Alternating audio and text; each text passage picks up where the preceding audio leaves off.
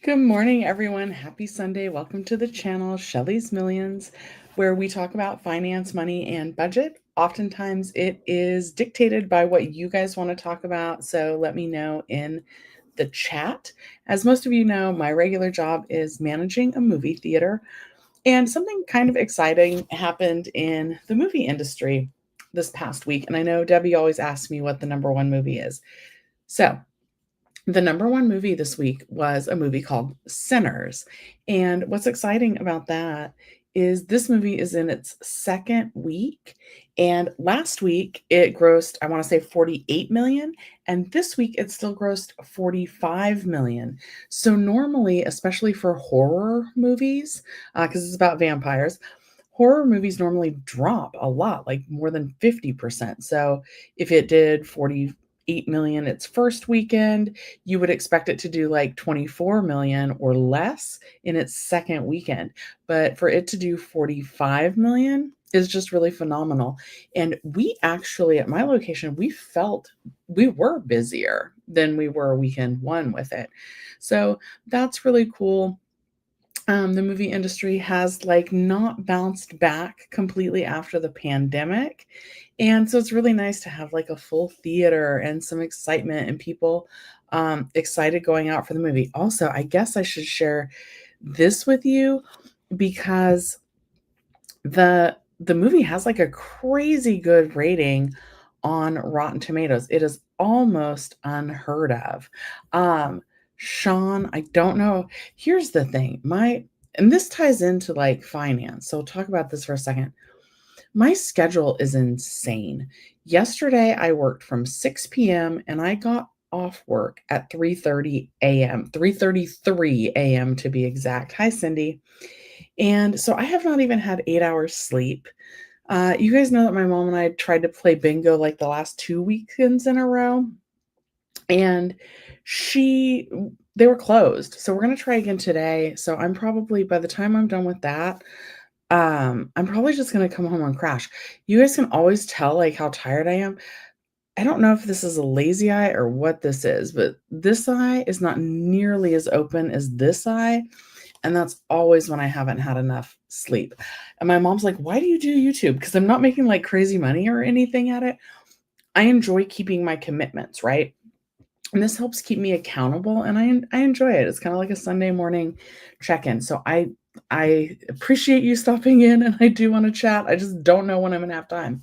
And then going from working 6 p.m. to 3:33 a.m. and that's partially because of the business, which is a great problem to have. Hi Richard. Um but tomorrow I'll work at I need to be there at 10 a.m. and I will probably not get home till 8 p.m. So it's just kind of like crazy working hours. I'm salaried and I love my job. I've done it since I was 18. But here's how this ties into money. Routine is very important. Thank you, thank you, thank you, thank you. Yes, hi, Joy and Joey. I'm so glad to have you here in the lives. And let me know if there's anything that you want me to cover. And I'm happy to do that. So I know I ramble, I share a lot of details about my personal life. But really, anything, if you want to look at it together, I don't always have the answers, but I will help us get to the answers. P.S. Okay, I feel like I have like three different threads going on. Let me share the one thing about the movie really quick. I know that's not necessarily finance related, but it's near and dear to my heart since I've done it since I was 18.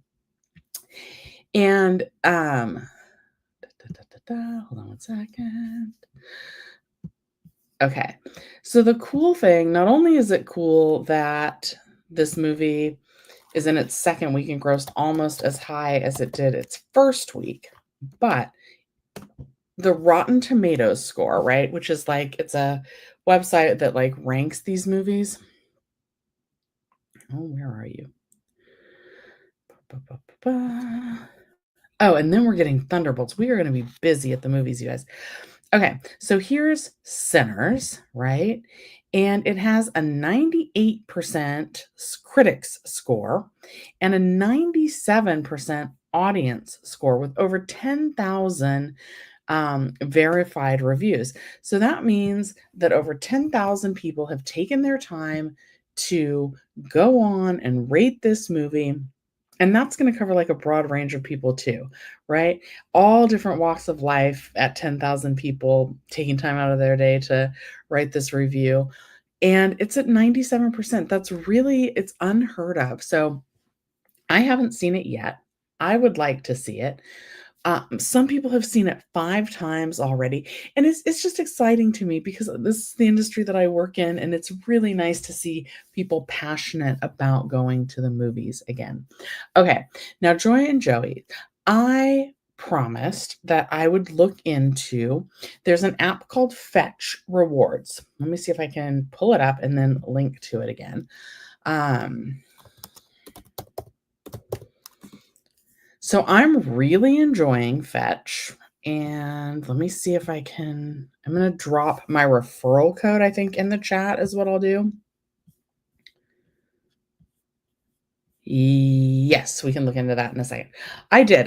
Joy and Joey, I looked into Fetch as soon as the update's not great though.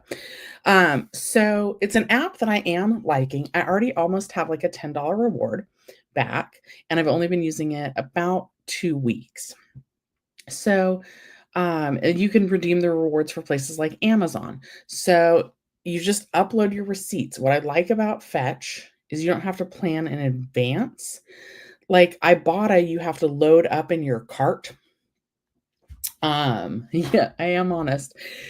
What you load up in your cart, you have to pick it before you go shopping, right? Or you can go shopping and then backtrack and see what you bought and line it up with Ibotta. Fetch, you don't have to do that. It'll give you 25 points every time you upload a receipt, which is kind of cool. Let me see I'm going to share my code in case anybody wants to sign up. Where is it? But it's supposed to link with Instacart and with like your Walmart account.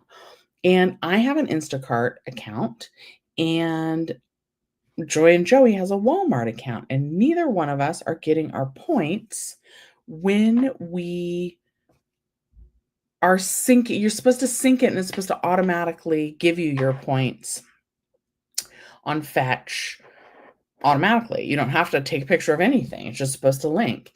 And neither one of us are getting our points. So last week I promised that I would look into that, and I did. So what it said was to clear your cache, right? And I had to look at how to clear your cache. I'm putting a referral code if you guys want to. There's like a section where you can type that in. It's 3FURG9 if you guys are not doing Fetch. I still like it, even though I can't link my Instacart and Joy and Joey can't link their Walmart account. So it just said to clear your cache, right? On your phone, I guess, because that's where I'm doing it. But that didn't work for me on my Instacart. So I Googled how do I clear my cache on my iPhone, and it's really pretty simple. I want to say, you just go to settings, and then your settings bar. You guys, I got too many apps on my phone. Your settings bar is the little gear, and where it is. I think you have to go to like your actual account. Let me turn it for a second. And then iCloud, maybe? Shoot. No, I already don't know. Oh, yeah. No. All right. Well, you got to Google how to clear your cache on your phone. And then you're supposed to like delete the app and reinstall it. And then it's supposed to sync up, but mine didn't. So I'm not having any luck with it. I did research it. For what that's worth. That doesn't take away from me liking the program overall. Like you can upload a Trader Joe's receipt. You can upload a fast food receipt. You can upload, like if you go to a gas station and you pay for gas, you can do your gas receipt. It also, if you link your Amazon account, it is scanning Amazon for me regularly. So we order like a lot of just, especially with my mom my mom's lived with me now for 6 months, but we're still ordering a lot of things off of Amazon. She recently got a neck pillow. If we run out of coffee, we get coffee on Amazon. She needed new pillows. We got those off Amazon. New undies or socks, we get those on Amazon. So every time it does automatically scan that. So anyway, I'm still liking it, but I didn't make any progress on that. Okay. Shipping containers in LA. Let's Google that. I haven't heard anything about it locally. What I have heard, right? And I do worry about, so you guys know I applied to work for Meet Kevin. I actually that made a real video about working for Meet Kevin. He's a YouTuber. He's friends with Graham Stephan. I was in Graham Stephan's mentorship. Meet Kevin applied. He was like in the race to be the governor of California.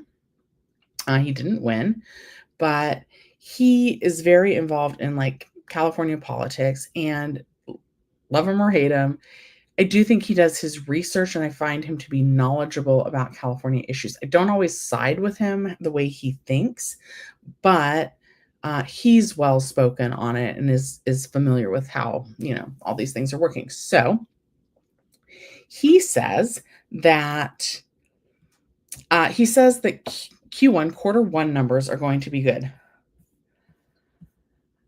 Hi, Denise. I think I said that right this time. Okay. Oh, you're so welcome. And it's always good when people pop in and say hello. And if you have anything new that you want to talk about, just let me know in the chat. Okay, I'm going to take a sip of coffee. You guys know that means to please take a moment and like the video. So something that Meet Kevin says that I agree with about the shipping containers is a lot of the Trump tariffs, right? They say that they canceled 80 cargo containers, or 80 ships full of cargo containers. Let's see here. Let's see if we can Google how many cargo containers, how many containers on a container ship. Okay, what is the TEU? Okay, well, either way, a container ship can carry a large number of containers, typically measured in 20-foot equivalent units, TEUs.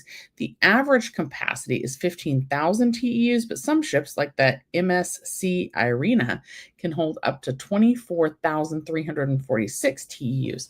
Well, and a TEU is the standard size for a shipping container. Okay, so let's go with let's go on the low end, guys. Let's go with 15,000. So they canceled 80 ships. So 15,000, times 80. That would be one. Okay, so if they counted 80 sailings, I think is how they're doing it. Yeah, thank you, Joy. I figured it out. Finally, it took me a second. So if China canceled 80 sailings, and each sailing holds, okay, that was an average, not a minimum, 15,000. 15,000 times 80 is 1,200,000 shipping containers that didn't make it to U.S. soil. And so here's the thing about that. Does that hurt China? No.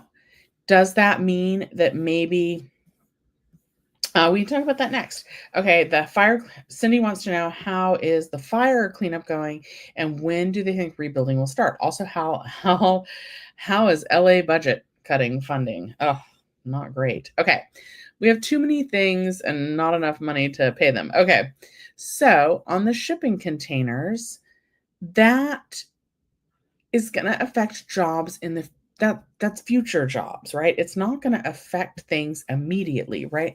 And most of the unemployment numbers, things like that, those numbers are trailing. They're not reported in real time. So when we get January's unemployment numbers, oftentimes that's looking back to December. Same with like GDP and things like that. It's not like looking at the situation exactly today. It's it's closing out the prior month, right? Because somebody probably has to fill out a report and someone has to analyze it and then they release it to the public, right? It's not happening in real time. So the effect of 1.2 million shipping containers not making it onto US soil, that's going to affect jobs in the future. Or at least, like, maybe the foreman on the dock is like, "Hey, Shelly, do you want to take the day off? We don't have any shipping containers coming in." It affects the people, I don't know, directing ship traffic. I don't know what that's called. It's it's going to affect the people unloading those containers. It's going to affect the truck drivers that drive those containers to to the stores that order them. And then it's going to affect inventory, and if inventory gets low, then it's going to affect the consumer, right? There might not be products that we want to buy on the shelves. That's not to say, like, go out and, like, make a rush on toilet paper or anything like that, but um that is what could happen long term. So not only is it going to, because we pay the tariff, right? So the goods come in, and when it hits American soil, the people buying it, like Target, if Target's buying toilet paper from China, they pay the tariff. The business that wants to sell the product, they pay the tariff when they're, like, picking up the goods. Let's say I had a custom-made ring made in China, or custom-made iPhone. Let's say, right? Because we know those for sure are made in China. I have a custom-made iPhone coming from China. I'm going to pay the tariff when that gets here. So, or a store on a larger scale, if Target was buying toilet paper that came from China, they would pay the tariff. Then they're going to pay that, they're going to pass off those additional costs to the consumer. So, if I was Target and I used to buy toilet paper, this is like an extreme example, but let's say I used to buy it for 10 cents a roll, and now the tariffs are what, 145%. So 0.10. What is up with my calculator? I don't know. My phone is dirty. Okay, 0.10 times 145. That's not 14.5, but that would be $1.45 more per roll. So now they're paying $1.55 per roll. Target still wants to make the same amount of profit. So now they pass on that extra $1.45 per roll to us. And something going from 10 cents to $1.55 in their cost, that's a lot, right? So that's kind of how that works. And I do think it's going to, like, that's the trickle down effect, right? Not the trickle down effect where the rich people have so much money it trickles down to the poor. No. Uh, it's going to be like these tariffs, and the trickle down effect is going to be like my toilet paper or my iPhone or my bumper for my car cost more, and therefore my insurance costs more, because if I wreck my car and need a new bumper, it now costs more. So that's how that's going to affect things. So let me see. I haven't heard anything locally other than Meet Kevin kind of breaking it down in a very similar way to how I just did. And my kind of thing is, like, I haven't done a lot of research on it, but it's not hard to see, like, if there's 1.2 million containers that didn't make it here, like, there's not as much work to do. And, like, just to give an example, right? Right now we've got the movie Sinners. It's really busy. We have all our staff on.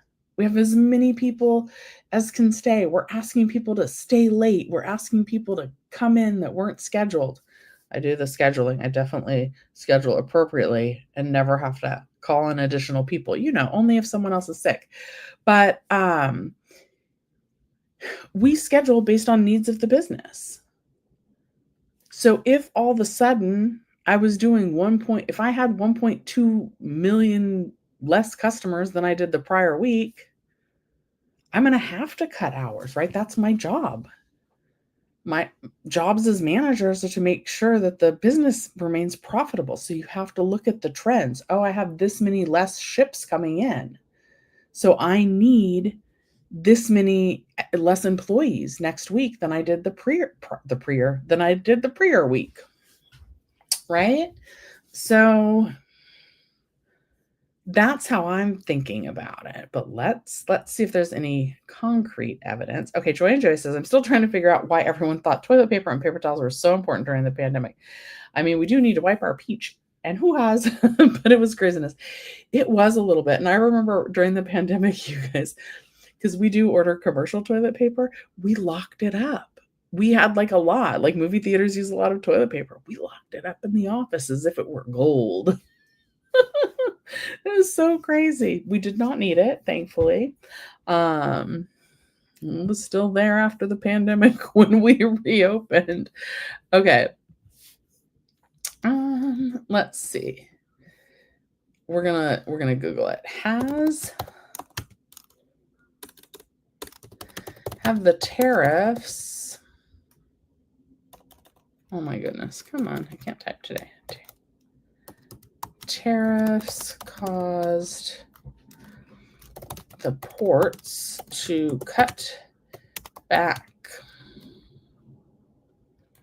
on staffing. How about staffing? Because I care about the people, right? That's what I care about. Have the tariffs caused the ports to cut back on staffing? Interesting. Oh, no. Oh, no. See, are these scared tactics, though? Okay, so here's the AI overview. Yes, tariffs can contribute to port staffing reductions. Increased tariffs can lead to a slowdown in imported goods, reducing cargo volume and potentially impacting port operations and labor needs. This can lead to job losses or reduced hours for port workers. Okay, and then the LA Times headline says traffic at Port of Los Angeles set to plunge amid tariffs. And then CBS says LA ports expect roughly a 40% drop in traffic as tariffs take place, maybe. Oh my God. All right, let's look at the Los Angeles Times article. Okay. I took a sip of coffee. You guys know that means to please like the video. Also, cargo ships are so interesting to me. Look at that. Look at how that's stacked perfectly. That's crazy. Okay. Imports at the Port of Los Angeles are expected to plunge in the next 2 weeks. P.S. This article was written on April 24th, 2025. So this is an article that was written Thursday. So this is a really new article. I am not interested. Well, I am interested, but I'm not signing up right now. Anyway, okay. Let me see if you guys have additional comments. Yes. Hi, Anne. Okay. FYI, 10% toilet paper is 0.145, almost 15 cents. Oh. Thank you. Dang it. Normally I don't mess it up like that. You are right, because 100, right. Because 100% of 10 cents would be 10 cents, and then 4 or 5. Sorry. You are absolutely correct. I'm so sorry. Dang it. I don't normally do that with my mathing. Again, I didn't even get 10 hours sleep yesterday, but thank you for the correction. But still, that's double the price you were paying, right? And there's not many things that we can afford to pay double on. Yes. You're so right. That would be really bad. That would be, oh my God. Okay. Richard says, I haven't noticed any price changes since the tariffs. And I haven't yet either, but the operative word there is yet. I think one of the big stories that's coming out is Nintendo was supposed to release a Switch 2, right? It's a video game console. And they've delayed bringing that in until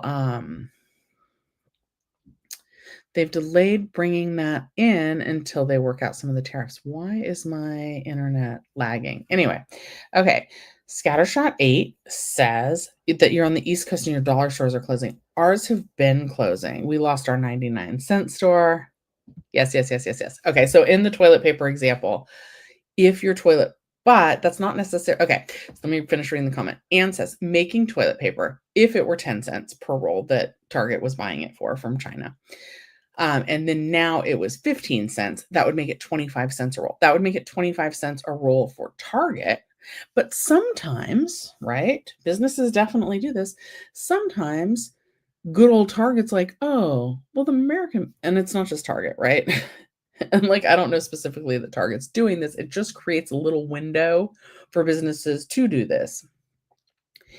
If Target was buying it for 10 cents, and let's say they were already selling it for a quarter, and now they're paying 25 cents, they might try and up it by more than, well, let's go with 10 cents and they were selling it for 20. Now they're paying 25 cents, but maybe they're like, "Hey, we need to actually make more profit." Maybe they don't sell it for just double what they paid for it to us. Like, they can sell it for whatever we're willing to pay, but maybe they are like, "Oh, we know people need toilet paper, so instead of just doubling our cost to the consumer, um, we're going to, you know, double it and add a nickel." You just never know how they're gonna actually price that, but yes, you are correct in the example that I used, and probably businesses are not buying it for 10 cents a roll either.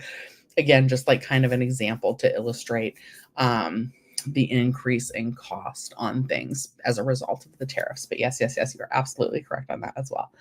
Okay, Cindy says, okay, no, let's back up. Scattershot 8 says that they're on the East Coast and their dollar stores are closing. That's been happening here in California and Arizona and Nevada for a while now. And my mom recently asked me, she was like, "Whatever happened?" So, our 99-cent stores, which is like a huge chain, they went out of business. And the owner of Pick and Save, which is now Big Lots, was in talks to like buy a lot of them. And my mom was like, "Whatever happened to that?" I haven't seen any renovations or any movement towards getting those back. Cindy says, "You heard Goodwill is closing stores around the Bay Area." Um, that's not great, right? But then Richard says, and I find this kind of true of the Goodwill as well, that dollar stores are poorly maintained and always dirty where he lives. Same where I live, right? Where I live, I recently witnessed, right? And here's the thing, like, it's so tricky, right? What is really a store manager's job is to do whatever it takes to make the business successful kind of for the company. And sometimes, so if I'm a store manager and some of these managers, they're young women, they look to be in their very early 20s, right? Or maybe I'm just getting old and everybody looks really young to me. But they look to be pretty young. And there was literally like an unhoused person who came in, and they didn't seem like they were mentally well either. And the store manager was like, "Please leave my store." And the guest escalated and they were like, "You can't make me leave, da da da da da da da." And the woman was like, "Please, like, you steal every time you come here. You cannot come in here anymore." And these, first of all, stores are cutting back staffing. So this poor woman is also trying to, like, she's got customers in line that she's trying to move in line, but she's also trying to stop somebody from coming in and stealing, and that person is arguing back, and they're becoming, like, confrontational. They look like they're about to, like, fight the woman. I looked at the cashier I was with, and I was like, "Is your boss okay?" And they were like, "Oh, yeah, he comes in here all the time." Like, the expectation on retail workers to, like, manage stuff like that. So she's already trying to make sure that the unhoused person doesn't come in and doesn't steal. She's trying to move her own line, and then, yeah, those then the aisles get, like, dirty and stuff gets out of place, but, like, you have to balance all of that when you're managing, or sometimes even just when you're an employee, right? You gotta manage, like, "All right, I'm with a guest, but then there's a cleanup on aisle 2, and then somebody broke something on aisle 10 and something sticky on aisle 1, like, and now my computer register just froze and everybody's looking at me, and meanwhile, someone's stealing and running out the door while also, like, threatening to fight my manager, like, it's crazy. Uh, so just give the stores a little bit of grace. It's tough out there and the expectations are high. I don't you know, I don't think it's that people just don't care. I think it's that there's you know, generally people want to move through lines faster than they like when you're shopping, you want clean aisles and non-sticky items, but by the time you're in line, you're ready to go fast. And then the stores don't want to pay like the actual labor to keep it properly staffed. So it is tricky, and I don't envy those poor workers. Okay. Scattershot 8 said, I guess I would never name my stores with $1 in the name. Too much pressure to keep the prices low. Yeah. Yeah. If it's interesting. There's a lot of things that you think about that you wouldn't necessarily do if you did it again. For example, when I made my YouTube channel, it's called Shelly's Millions with an apostrophe because I'm Shelly and it's my journey towards becoming a millionaire. I used to say that at the start of every episode. But with the apostrophe on Shelly's Millions, I can't, for branding purposes, I can't have my Instagram handle be the same. Like there's no apostrophe. You can't have spaces. Um, so it's kind of weird, right? Like, so I probably would pick a different channel name if I started over. So little things that you don't know until you know probably seemed like a great idea to name things a dollar store back when they first did it. Because the 99-cent store was the 99-cent store. I was like 9 maybe when I remember seeing 99-cent store. So for 40 years, that name was good. And I mean, lots of people go through a rebrand or they change their logo or whatever. So maybe they thought that they would just do that as the years went by. And also, for things to have more or less stayed a dollar for 40 years is pretty impressive on its own. Okay, Steve says most tariff items have 6 to 12 months of supplies in warehouses. Things like bicycles are like 2 to 3 years in storage. You will see a delay in price increases. Yeah, and that's something else that when I was watching Meet Kevin, so we're about to get quarter 1 earnings, and the stock market is really volatile right now. Oh, US, you know what? Ugh, I gotta clean my phone for a second. But we kind of said that we would check my personal 401k at the start of every live, and I didn't do that. Yeah, Mike O'Donnell. So what I do is I just call it Shelly's _millions. I'll spell it out for you. So like on Instagram, I am this Shelly's _millions. So, but like it's not the same. Some people don't know what an underscore is. Why is it glitching on your end? Okay. So I said that we would look at my 401k every week. It's up again, but not on its high. I'm going to take a sip of coffee while I pull this up. So please take a moment and like the video. Okay. And hello, Mike. I don't think I've ever seen you comment before, so welcome. Okay. I don't know if you can see this. Oops. Yes, that's pretty clear, it looks like. So this week, my 401k is up to 358,957. So we continue to go up, where like a few weeks ago, when I was like, how much have I lost in my 401k? It was down to 324,000. So I've regained 24, 26, 26 and 8.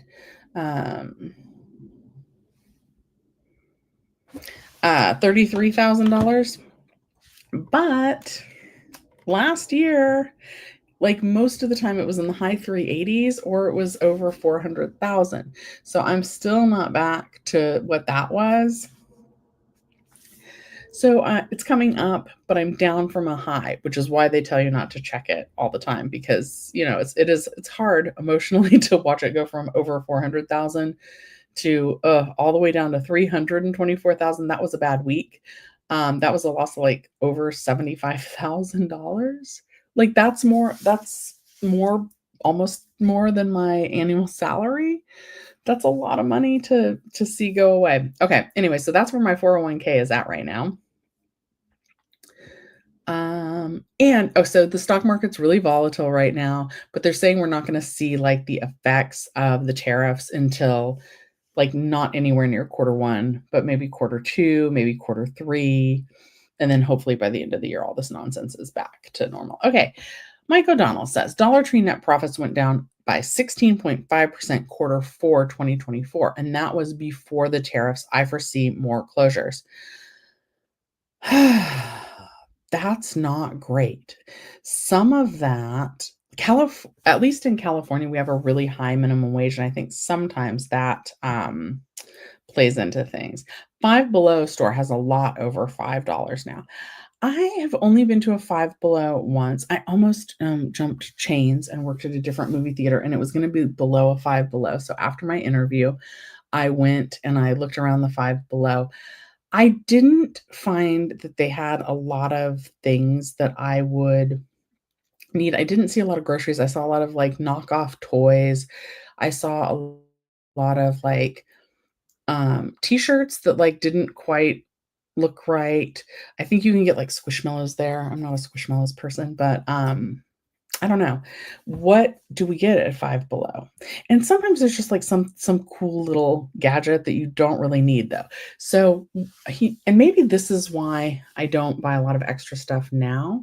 But when I was little, we used to have a routine with my grandma. Every Sunday morning, we went to breakfast at a place called Michael's. And then after we went to Michael's, we would go into Pick and Save, which then later became Big Lots. And I loved that because my grandma and my mom would walk the aisles together and talk, and they would let me go off by myself. Here's the part I did not like. When they were ready to go, my grandma was ready to meet back up with me, she would whistle for me to come back to the front of the store. And I was always embarrassed by that, but whatever. So, and sometimes she would like she didn't let me pick out a toy. She was like, I don't want you to tell me what to buy for you. I want you to hint around. And then if I'm able to buy, I don't know. I think my grandma like low-key accidentally taught me to be manipulative. She was like, I'm not manipulative, I don't think. But I think like, I think I didn't have great family lessons. So yeah, my grandma was like, I don't want you to come right out and ask me for something. She was like, she wanted it to be her idea, so she only wanted me to hint around at it, and then if she wanted to buy it for me, she would. That's weird, right? She also gave me something called love money. She was like, "This isn't because you had to do anything for it. It's just because I love you." So, probably taught a kid to associate love with money. I don't know. Anyway, okay. Mike says, lots of watching me during the unemployment for self-employed days. Well, thank you, and good of you to stop by. And Steve says, toilet paper is made here, but eucalyptus tree pulp is imported. I think they will make it from U.S. wood pulp, not as soft as the imported pulp. That's interesting. Yeah, toilet paper was just an example, right? Like, I don't really know. Let's look at let's look at what items. Let's see if we can find out what items were on those cargo ships. What items? I know cell phones. What items will be affected by tariffs? That's the first search. Let's just do that one. Oh no. What items will be affected by tariffs? Steel, aluminum, and auto parts, which is why insurance is going up. I just found that mine is going up. Not a whole lot, though. Energy. Today.com, 3 days ago. Okay. Do we want to know about grocery stores? I tend to like the more recent articles. All right, let's see if we can look at this today.com article of what to buy before tariffs kick in. Concerned about tariffs? The items experts say you should be buying now. It's not the time to panic buy, but there are some things you might want to grab. Let's see here. Oh my goodness. Is it gonna let me do this? Okay, maybe later. All right. This article is by Emma Stessman. And let's see. Okay. What products are affected by the tariffs? Most products will likely be impacted. It's so broad right now. What I'm hearing our most problematic categories are things like electronics, and that includes everything from laptops to home appliances, and then clothing, shoes, toys, food, and that bleeds into wine, coffee, and also cars. I've heard that. Did someone tell me that cars are already $7,000 more, or that's just as high as they could go? While buying from American brands may help you avoid some additional cost, it's not always so clear cut. Things are made with multiple parts, and many parts are made in other countries. And those parts we are not set up to make here. My mom always says that a lot of times, even like if it's made in America, I think my mom has told me that like it counts if it was assembled here in America, but a lot of times the parts are imported. Okay, so what should you buy now? Hearing all this might lead you to immediately start filling up your cart with your favorite products and big purchases. But before you do that, take a breath. It's not the time to panic buy. Instead, thinking about things that you might need in the coming months, things that need to be replaced, gifts you may need to give. Boj says that if you're going to buy anything right now, it should be bigger ticket items, but only the ones you really need. For example, she has been thinking about getting a new mattress for her daughter's room, so she's planning on doing it over Memorial Day weekend when there might be some sales. If you have small electronics that need to be replaced, buy them now. Those goods are primarily made in China and will likely see prices skyrocket come June or July, assuming the 145% tariffs remain in place, as the products on the store shelves at that time will have been subject to the high tariffs. So if you're thinking about buying those birthday gifts now, okay, so perhaps, oh yeah, here's the Nintendo Switch thing. Nintendo's new Switch 2 is set to be released on June 5th, and shoppers can begin pre ordering the device on April 24th.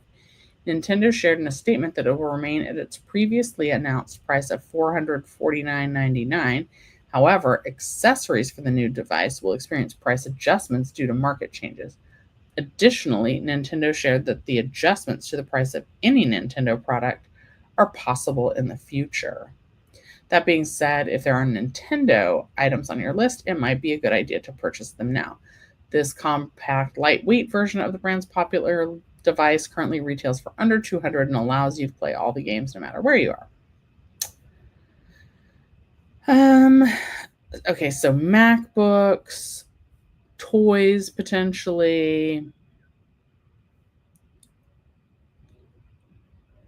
Hot Wheels, Lego. Are Legos? Lego has manufacturing and production facilities in a number of countries, including China, Mexico, and Denmark. And the company just opened a new Vietnam factory this year. Furby. What? T-shirts, shoes, air fryers, microwaves. You guys, here's another money saving tip from good old Shelly's Millions. In terms of microwaves, microwaves, refrigerators, stoves, washers, dryers. I just get them from the used appliance store, and I have two good used appliance stores near me.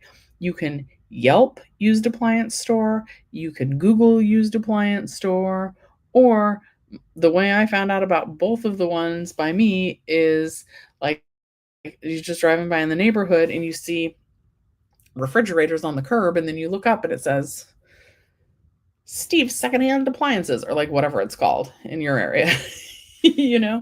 Um, but I've gotten my refrigerator from secondhand, I've gotten my stove secondhand, and I got my microwave secondhand. So, I did buy my washer and dryer new, but going back, I think that was like a little bit of a I made a snap decision. I should have bought that used, and when these go out, I probably will buy them used again. Okay, so Steve says, what scares me is the garage sales are up this year. I went to 25 this spring. This is almost as high as the 2008 downturn. I budgeted $1,000 for this year's used items. Yeah. Richard was saying in the 90s, I saw a lot of garage sales and now I never see them. Yeah, I don't. So where I live, there's a couple people and they kind of put up things on the corner like every weekend. My mom like used to do swap meets for a living. She used to be like one of those extreme couponers. This was just one of the things she did, but she used to be like an extreme couponer. So she would get all the deals, like getting like all the razors or the Tide or the Colgate toothpaste, like good brand name things.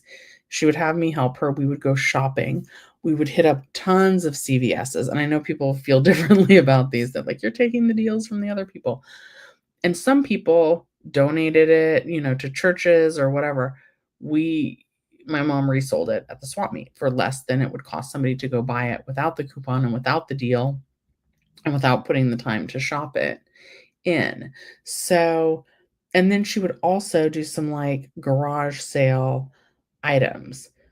For me, I normally, when I have things to get rid of, I just donate them. I don't have a garage sale. And my mom always said that people still just, it's kind of like the dollar store, right? People never wanted to increase their prices on that. They just wanted to keep paying a quarter, or sometimes they would ask for a quarter on like a clothing item or something like that. So, I don't know. Yeah, I don't really see a lot of yard sales, and for me, I don't do it because I just can't wake up that early on the weekend, because the weekends are normally when I work that late night shift, and that is just way, way too rough for me. Okay, now we were watching about the tariffs, but then somebody else asked me another question, and I was like, "We'll talk about that next." Which was it? Oh, sorry, Cindy. You asked me about the fire cleanup. So it has started, and some of my friends have posted pictures on Facebook. So I grew up in Pasadena. I grew up several places. Pasadena is one of them. And Pasadena is right next to Altadena. And Altadena is where Eaton Canyon was and where the Eaton Canyon fires were. So I knew lots of friends that I went to high school with, in elementary school, where they lost their entire home. Their spirits seem to be good.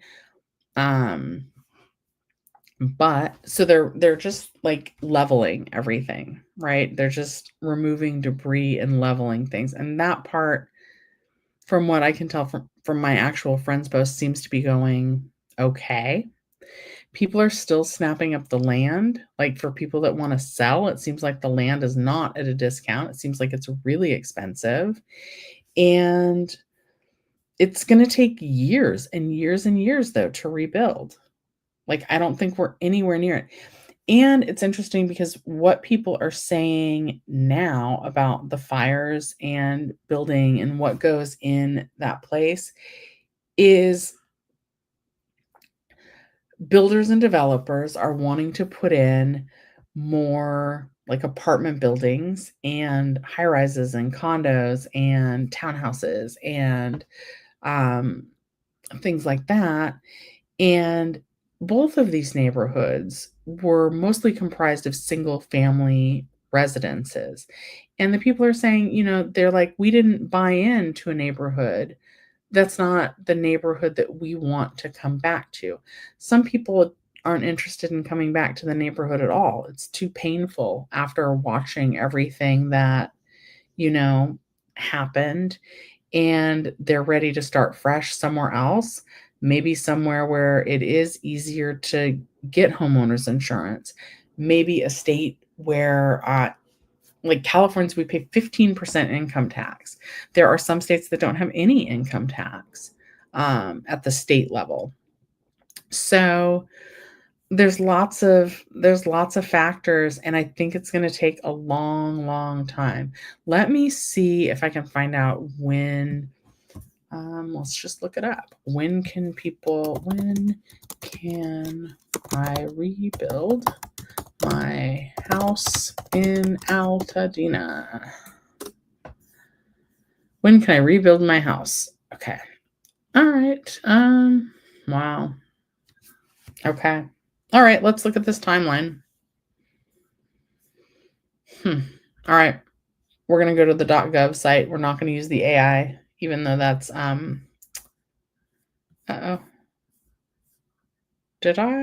What did I just do? Did I just shut my live stream down? What just happened here? Uh-uh. Hold on, hold on. Deny. Okay. I lost my stream for a second. Okay. Let me see if I'm sharing the right page with you guys. I am not. Okay. Sorry. Okay. Oh no. Now I'm getting background. What's happening here?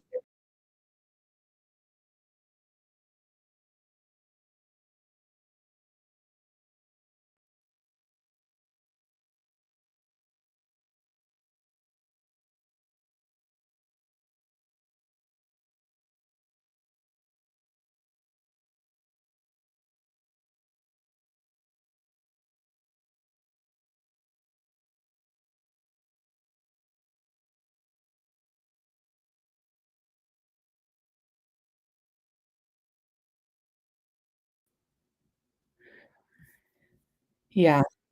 Uh, you,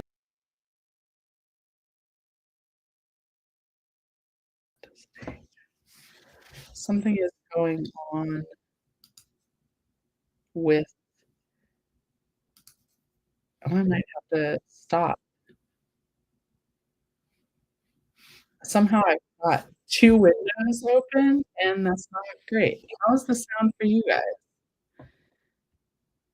Maybe I just need to turn my volume down? Can you guys hear me, or is it echoey for you? Um, Dang it. Mic settings. Echo cancellation is on. Alright. I don't know. Okay.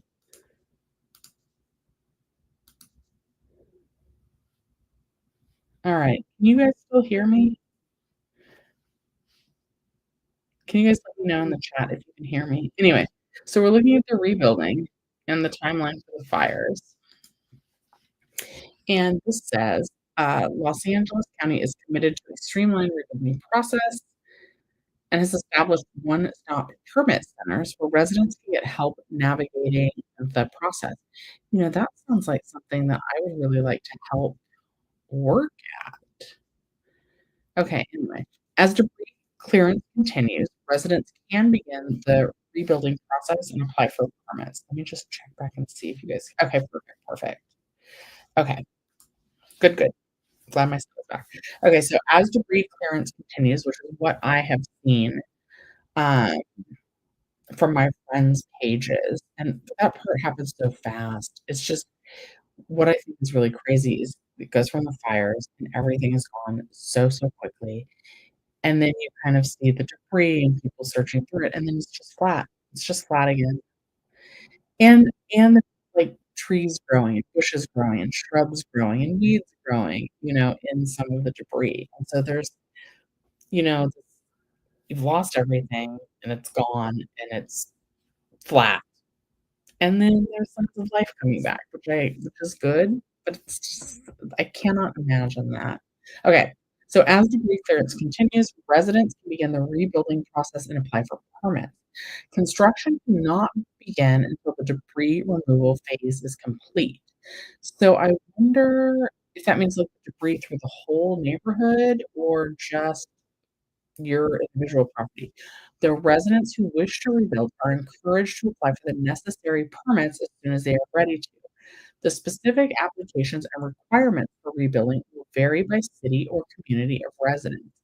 To determine who the service provider is for your specific community, enter your address into our service locator tool here. This page will update regularly as additional resources and information become available. See below for updated permit information. Okay, so uh, maybe we should go through this next time. Learn about like for like rebuilds. Like for like. So this is always something that I've wondered. I've wondered, like, if someone. So let's say that my house was built in 1924. Maybe some of the things that were allowed back in 1924 would not be allowed in 2024, 2025. So like for like rebuild.